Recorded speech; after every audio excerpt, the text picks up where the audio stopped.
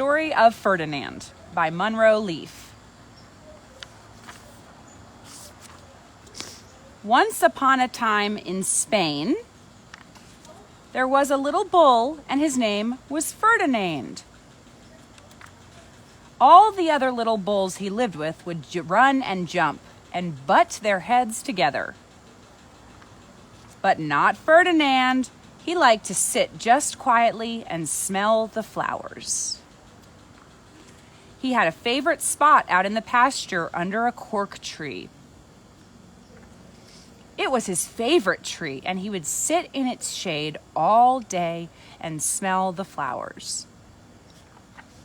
Sometimes his mother, who was a cow, would worry about him.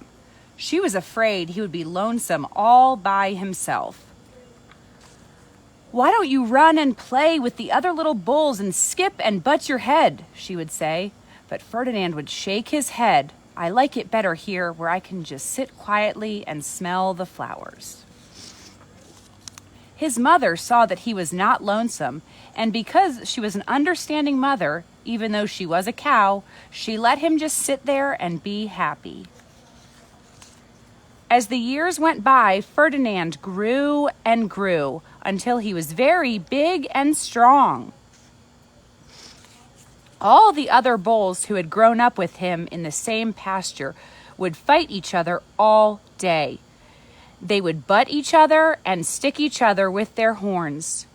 What they wanted most of all was to be picked to fight at the bullfights in Madrid. But not Ferdinand. He still liked to sit just quietly under the cork tree and smell the flowers. One day, 5 men came in very funny hats to pick the biggest, fastest, roughest bull to fight in the bullfights in Madrid. All the other bulls ran around, snorting and butting, leaping and jumping, so the men would think that they were very, very strong and fierce and pick them. Ferdinand knew that they wouldn't pick him, and he didn't care, so he went out to his favorite cork tree to sit down. He didn't look where he was sitting, and instead of sitting on the nice, cool grass in the shade, he sat on a bumblebee. Well, if you were a bumblebee and a bull sat on you, what would you do? You would sting him, and that is just what this bee did to Ferdinand. Wow, did it hurt? Ferdinand jumped up with a snort. He ran around, puffing and snorting, butting and pawing the ground as if he were crazy. The 5 men saw him, and they all shouted with joy. Here was the largest and fiercest bull of all, just the one for the bullfights in Madrid.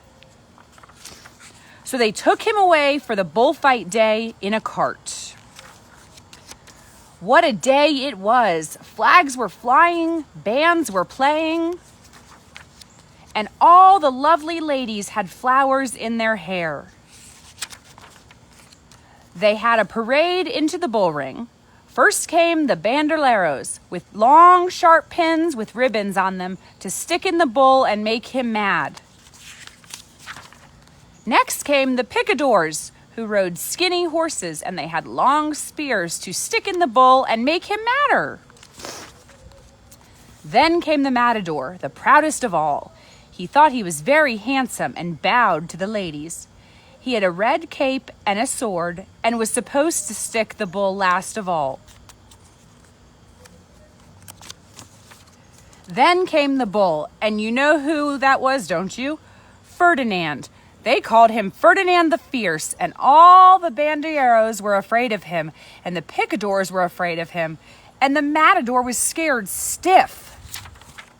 Ferdinand ran to the middle of the ring, and everyone shouted and clapped because they thought he was going to fight fiercely and butt and snort and stick his horns around. But not Ferdinand. When he got to the middle of the ring, he saw the flowers in all the lovely ladies' hair, and he just sat down quietly and smelled. He wouldn't fight and be fierce no matter what they did. He just sat and smelled. And the bandoleros were mad, and the picadors were madder, and the matador was so mad he cried because he couldn't show off with his cape and sword. So they had to take Ferdinand home. And for all I know, he is sitting there still under his favorite cork tree, smelling the flowers just quietly. He is very happy. The end.